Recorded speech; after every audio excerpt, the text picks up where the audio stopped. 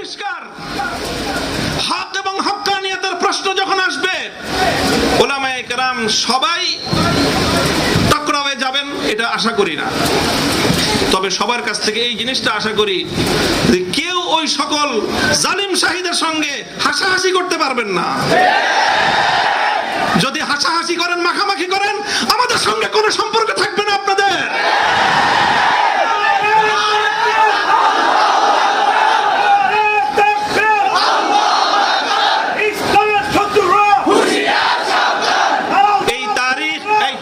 এই তারিখ এবং এই ইতিহাস আমরা আমাদের আকাবের থেকে শিখেছি।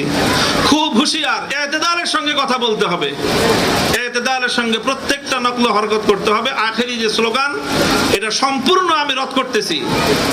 কারো বিরুদ্ধে শিকায়েত নাই আমার। আমি শুরু বের হয়ে এসে এখনো পর্যন্ত এই কথা